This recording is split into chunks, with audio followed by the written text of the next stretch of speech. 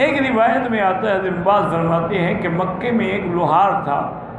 اس کا نام بلعام تھا، اور وہ اجمی تھا، عربی بھی نہیں تھا۔ تو حضور کبھی کبھی اس کے پاس جاتے تھے، اس کے پاس بیٹھتے تھے،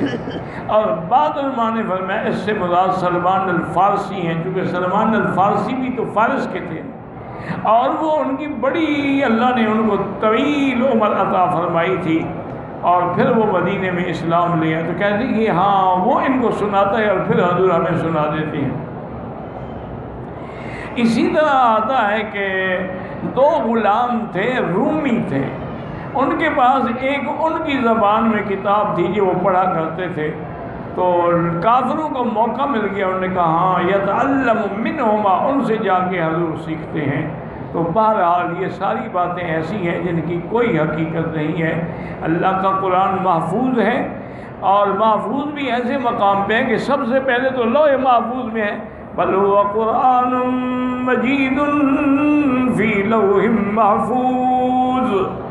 پھر لوح محفوظ سے اللہ نے لیلۃ القدر میں پورا قرآن اتارا ہے۔ انا انزلناہ فی لیلۃ القدر، انزلناہ تو مانا پورا کامل، نزلناہ تو مانا تھوڑا تھوڑا۔ تو اللہ نے لوح محفوظ سے پورا قرآن جو ہے اتارا دنیا کے آسمان بیت العزت میں، اور پھر وہاں سے حضرت جبرائیل علیہ السلام اللہ کے حکم کے مطابق آیات لے کے آتے رہے، صورتیں لے کے آتے رہے، تقریباً 23 سال میں آ کے وہ وحی جو تھی وہ مکمل ہوئی، اور اللہ نے اس کی حفاظت کا ذمہ اٹھا لیا کہ اس کی حفاظت تو میرے ذمہ ہے۔ لوح محفوظ میں بھی محفوظ ہے، اور جبریل امین کے پاس بھی محفوظ ہے، اور میرے مدنی پاک کے دل میں بھی محفوظ ہے، اور ہم اس کی حفاظت کے قیامت تک ذمہ دار ہیں۔ انا نحن نزلنا الذکر وانا لہ لحافظون، ہم اس کی حفاظت کرتے ہیں۔ تو کیا، اور اگر ان کو طاقت ہے تو ان کے پاس بھی تو بڑے بڑے شعراء ادباء فضل مقابلہ کریں قرآن کا۔ دیکھو نا جی، آج پوری دنیا میں یہودیت اور عیسائیت کا ایک قسم کا تسلط ہے، تقریباً یعنی پوری دنیا میں یہودی حالانکہ عدد کے اعتبار سے بڑے تھوڑے ہیں، لیکن دماغ اور مکار اور شرارت کے اعتبار سے سب سے زیادہ ہے۔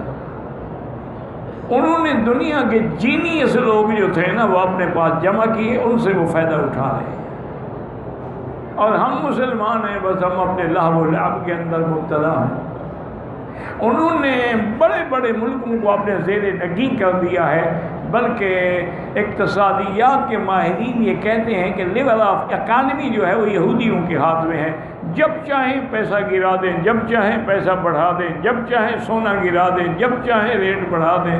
جب چاہیں ڈائمنڈ کی مارکیٹ تہس نہس کر دیں، جب چاہیں اس کی قیمت بڑھا دیں، سب کچھ انہوں نے اپنے ہاتھ میں رکھا ہوا۔ اسی لیے تمام بینکنگ جو ہے یہ یہودی نظام پہ چل رہی ہے۔ اب تھوڑے بہت بینک ہیں جو اسلامی طرز پہ کوشش کر رہے ہیں، اللہ تعالیٰ قادر ہے کہ ان کو کامیاب کر دے۔ اچھا، اسی طرح عیسائی دیکھیں، پوری دنیا پہ ان کا تسلط ہے،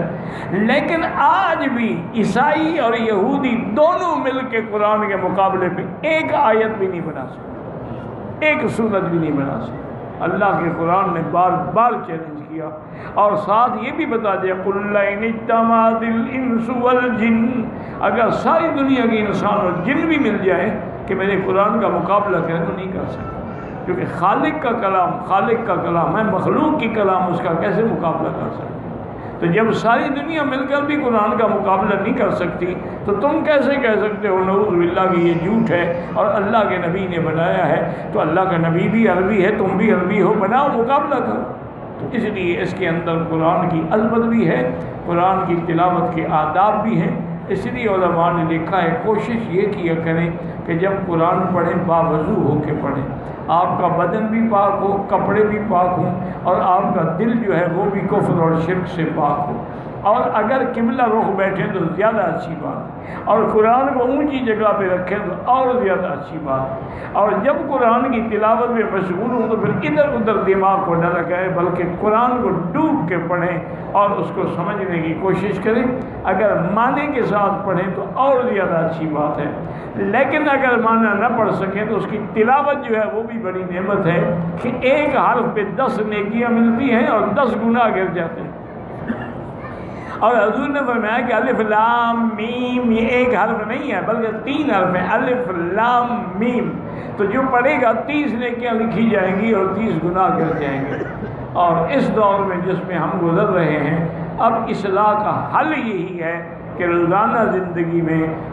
24 گھنٹے میں آدھا گھنٹہ اللہ کے قرآن کو دیں، قرآن کی تلاوت کریں، قرآن کا ترجمہ پڑھیں، درس قرآن سنیں، اور قرآن پڑھنے پڑھانے والوں کی صحبت اختیار کریں، اور قرآن کو صحیح تلاوت کریں کسی قاری کے ذریعے، کم از کم اتنی صورتیں تو صحیح کر لیں جو نماز میں پڑھتے ہیں۔ واللہ